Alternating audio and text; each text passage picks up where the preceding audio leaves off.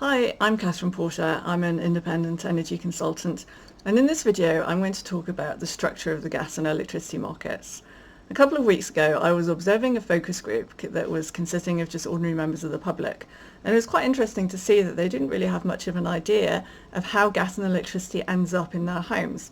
So in this video I'm going to talk a little bit about that and hopefully help explain the structure of the market. In both the gas and electricity markets, we have essentially three sections that we refer to as upstream, midstream and downstream. And I have some graphics that I hope will describe that for you. So here we go. So this is the gas grid, and the upstream section consists of drilling, so that's production primarily from the North Sea. We have liquefied natural gas imports that come by ship. We have 3 import terminals, 2 in South Wales and 1 at the Isle of Grain. And then we also have a couple of pipelines connecting us with the European gas grid. Gas comes in from these 3 sources into the high pressure transportation system. And that gas pipeline network, together with a little bit of gas storage, is what we know as the midstream section. And that also includes things like trading. We don't have a lot of gas storage in Britain. The largest facility is a depleted gas field called Rough, located in the North Sea, and but that's not operating at very high capacity at the moment. Anyway, so the gas comes out of the pipelines and then is taken directly to large industrial users and power stations. That comes straight from the high pressure network, or it goes through lower pressure networks and then into our homes. And that final step is the downstream element of the market. And the market participants in that section are, of course, the suppliers that sell to homes and businesses. Now, we have a very similar setup in the electricity system. The upstream segment consists of conventional generation, so nuclear, gas and hydroelectric power stations, also biomass.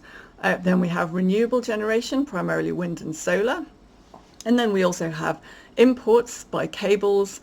We currently have 3 import cables to France, 1 each to Belgium and the Netherlands, and also 1 each to Norway and Denmark. All of these connect to the high voltage transmission system. We have a small amount of electricity storage. The biggest one actually is pumped hydro. And then also we have a few batteries, but pumped hydro is by far and away the largest amount of electricity storage we have. The way that works actually is that you have 2 reservoirs. And when electricity is cheap, you pump water to the top reservoir, and when it's expensive, you generate electricity by sending water vertically downwards from your high up reservoir through your turbines to your lower level reservoir. We actually have the largest pumped hydro facility in Europe, located in North Wales, called De Norwig, and that has 6 vertical turbines, each of 300 megawatts. It can go from 0 to full load in a very impressive 16 seconds. So that is part of the midstream section, along with the pipelines, both the high voltage transmission system and the lower voltage distribution networks. And again, also we have trading in this section. And then finally, we have the downstream. Very large industrial users might be connected to the high voltage grid, but otherwise everyone's connected to lower voltage distribution networks. And again, electricity is being sold to homes and businesses by suppliers. And so if we look at what happens in each of these elements, prior to privatisation, everything was essentially owned by the same entities. You had British Gas was owning the gas system, and you had various entities in the electricity side, the Central Electricity Generating Board, which sold electricity to essentially regional boards, which consisted of the local power grids, and then they sold on to end users. And the pricing was based on something called a bulk supply tariff, which is essentially connected with the cost of coal, because most of our electricity generation in those days was with coal. But then we had privatisation in the 1980s, and that separated out upstream from everything else. So our generators became independent from networks, and at that time suppliers didn't yet exist. Suppliers came into existence with the Utility Act 2000, and this separated out essentially the pipelines and the wires from people who sold gas and electricity. And the reason this was desirable to separate was because obviously gas pipelines and electricity grids are monopolies. It would be quite inefficient for us to have different sets of wires, different sets of pipes every time we wanted to change supplier. And so the midstream section effectively of both the gas and electricity markets is they're regulated monopolies. We only have one set of electricity grid and only one set of gas grid. And because they're monopolies, they get regulated. The amount of money they're allowed to charge to their customers, which is effectively the suppliers, is controlled through a price control mechanism that's monitored by the energy regulator Ofgem. And it's actually illegal for owners of these gas and electricity networks to own production, so they can't own any generation, they can't own gas fields, for example, and they're also not allowed to sell to end users. This is also illegal. And so whereas you can have the same company that owns a gas field and sells gas to your homes, actually we only really have one of those companies in the British market, which is British Gas Centrica. So Centrica is the parent company of British Gas, but it also owns various gas fields in the North Sea. And then we do have quite a few companies that own both electricity generation and sell to homes. The most traditional of these is EDF, because they operate conventional generation as well as renewable generation, but other companies own renewables as well as selling electricity to people's homes, and that's perfectly allowed under the rules. Now, not all energy companies are the same, and I think this is something that a lot of people don't really understand that well. They see news about energy company profits, they see all sorts of sort of concerning things about how, I'll bring this back to me, they see all sorts of concerning things about how these profits are being earned at the expense of consumers, and that annoys people a lot. But actually we tend not to be speaking about the same companies. Unfortunately, lots of different companies are called energy companies. Pretty much everybody across the supply chain is called an energy company.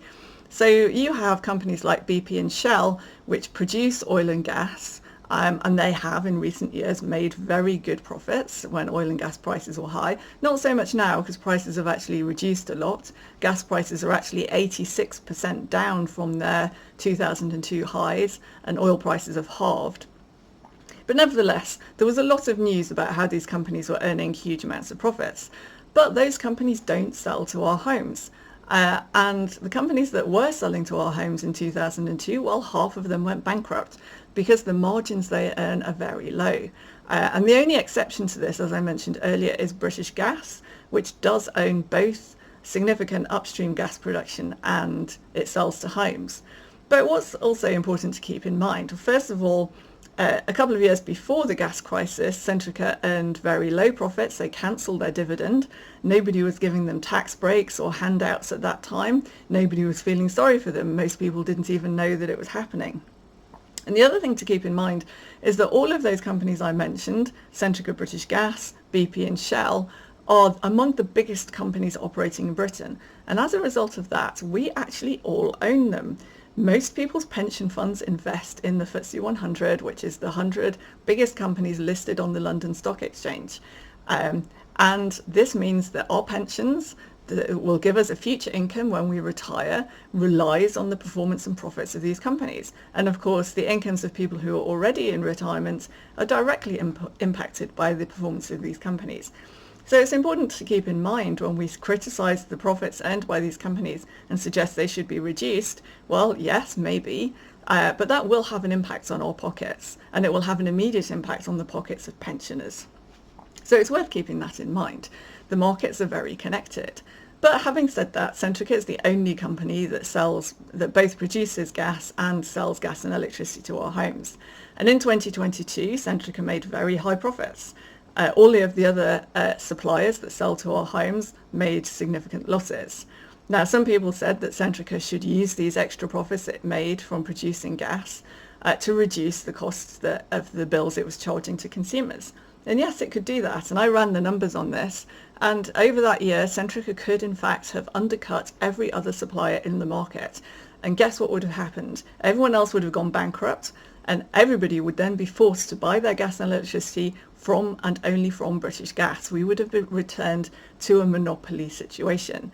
And so I really have to question whether that is actually what people want.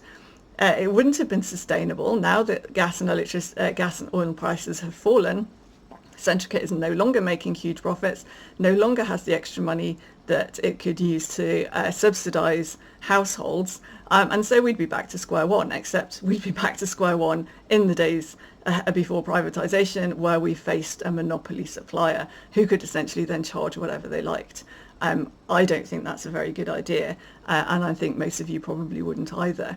So it's sort of important to keep in mind how all of these things are connected, and when we see those news stories about energy company profits and they're trying to rile us up, make us annoyed, we need to ask a couple of questions. One is, well, who are the energy companies that are making these profits? Do they actually sell to our homes?